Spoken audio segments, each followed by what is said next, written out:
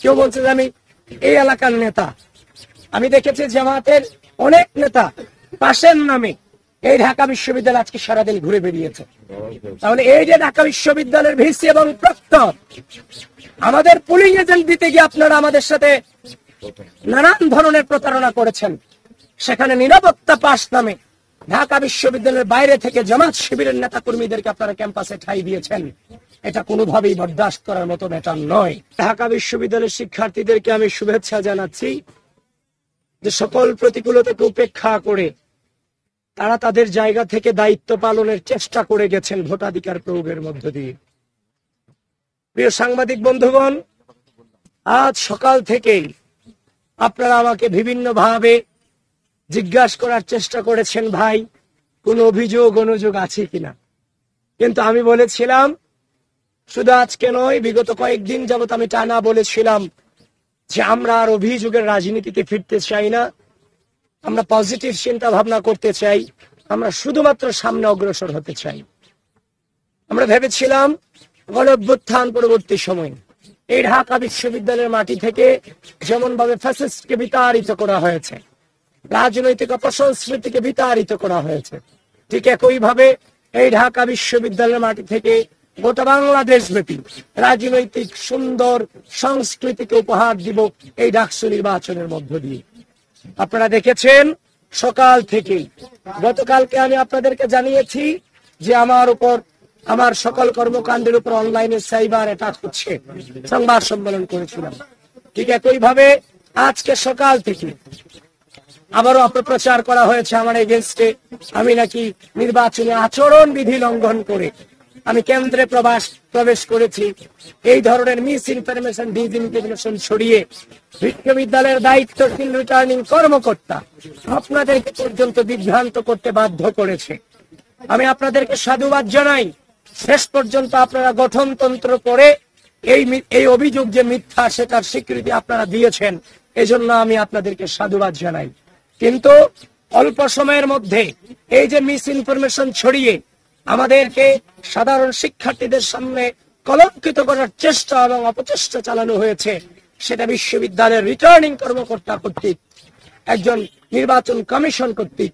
সুতরাং এটা কোনোভাবেই মেনে নেওয়া যায় না। এরা বারবার এদের ব্যর্থতার প্রমাণ দিয়ে গিয়েছে। আপনি দেখেছেন আজ আমাদের নির্বাচনী গঠনতন্ত্রে আছে, আপনারা তো 2019 সালে ডাকসু নির্বাচনের নাকি কাভার করেছেন। এখানে ভিপিজিএস, এজিএস নাকি তাদের প্যানেলের তাদের ভোট কেন্দ্র পরিদর্শনের সুযোগ ছিল না? অবশ্যই ছিল। তাদের কি পরিচিতি কার্ড থেকে শুরু করে তাদের আলাদা একটা পরিচিতি ছিল না? সব ছিল।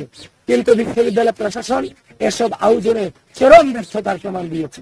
এবং আমরা প্রত্যেকটা কেন্দ্রে যখনই গিয়েছি আমাদেরকে বারবার এতিমের মতো দাঁড় করিয়ে রাখা হয়েছে, আমাদের সময় নষ্ট করানো হয়েছে।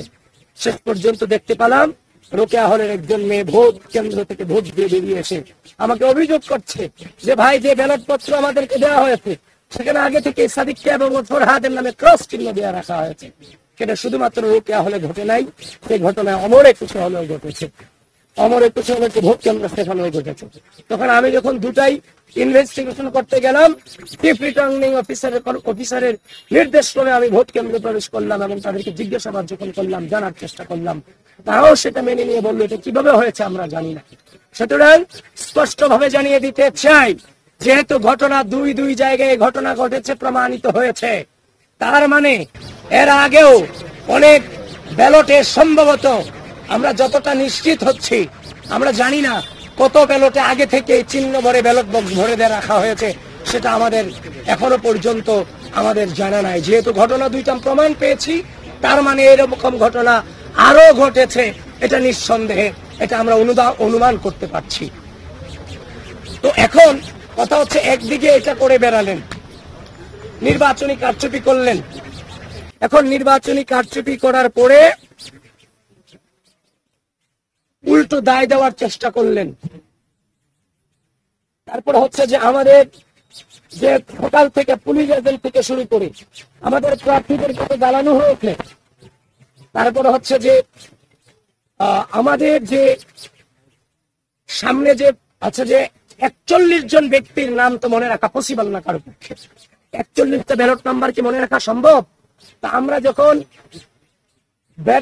ভোট কেন্দ্রের 100 মিটার দূরত্ব থেকে যখন আমরা আমাদের যখন ব্যালট নম্বর গুলো দিচ্ছিলাম, এগুলো সকালে প্রত্যেকটা কেন্দ্রে কেন্দ্রে আমাদেরকে বাধা প্রদান করা হয়েছে, যেটা কোনোভাবেই মেনে নেওয়ার মতো নয়। তারপর হচ্ছে অমর 21 হলের যে ঘটনায় আপনারা জানেন, একজন নির্বাচন কর্মকর্তাকে সেখানে বরখাস্ত পর্যন্ত করা হয়েছে। তারপর হচ্ছে যে আপনার বিশ্ববিদ্যালয়ে আমি যতক্ষণ পর্যন্ত ঘুরে দেখি বিভিন্ন ধরনের বহিরাগত ব্যক্তিদেরকে দেখা আমি দেখা পেয়েছি। আমি আশ্চর্য হচ্ছি, কেউ বলছে কুড়িগ্রাম থেকে এসেছে,